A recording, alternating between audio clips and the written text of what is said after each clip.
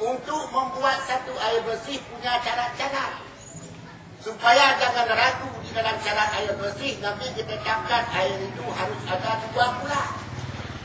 2 pula dalam Bukhari saja 75 kali 76 75. Ibu dia terbete saja. Ibu dia kudah bina. Aku ayah aku kalau kita mau tukar aku makanya. Dipikirlah hanya sambung sembahyang. Makanya Kak, yang ia bak WC itulah kunci kita. Punya kecuali orang dah dengan mana nak ada masalah. Tapi punya kadang si bukan kena kerja dengan hanga ada mana. Punya model ada tanya, wah pentung itu nyawa tu. Pada tiap bom ni bandar bom ni. Yang hanya apa kena buat aja, bawalah ke dalam sana. Patut lagi orang sembahyang. Mampu orang sembahyang ni. Kuncinya mengapa? Sudah diubah. Ini yang hanya tuh 2 kudah apabila datuk najis ke dalamnya berpegang itu bukan najis. Lot cicak mestinya berkenan. Kita ni orang mau hanya berapa cicak di nari dan duk berani. Duk itu duk dan kenan. Dikuh nari baik duk itu pak duk lana. Nian hanya tuh 2 kudah. Tak tempau ajunya. Ham ia itu baik itu ia itu dia mana ada ayo dah. Tapi mereka pertama ni anda. Baru tu. Maka keluarlah hukum. Dia benar tugas pula 1 kali 1 meter untuk meyakinkan. 1 kali 1 meter menyempurnakan dia kau kena kerana lebih daripada 2 bulan. Kan pas-pasan. Yo yang kalau yang tak jangan salah.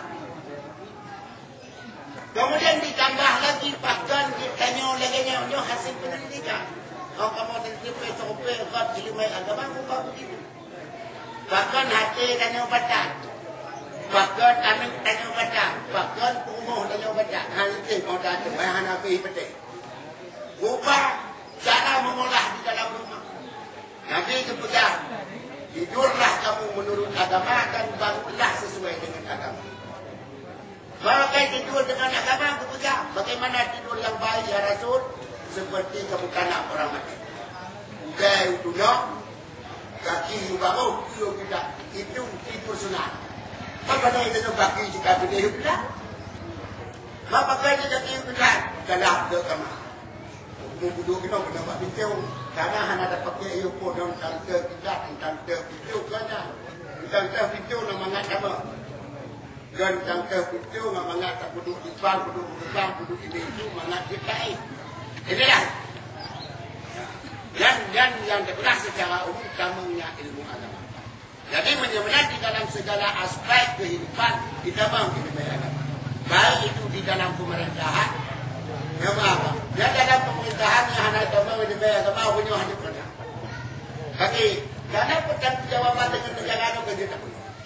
Tapi bahkan punya bisa bekerja di hanya karena mengingat bertanggungjawab dengan Allah. Ya dunia dia tak betul. Yang mana fikir apa? Oh, ini dunia kan kau kerana. Mak pula dia ni.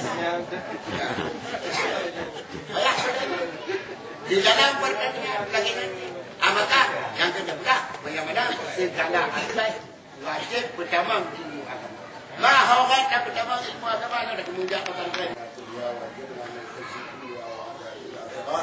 وشارك وشارك غفر الله لنا يا مولانا برحمتك يا ارحم الراحمين اللهم انا نسالك رضاك والجنه ونعوذ بك من سخطك والنار اللهم انك عفو كريم حليم تحب العفو فاعف عنا يا الله يا كريم يا ارحم الراحمين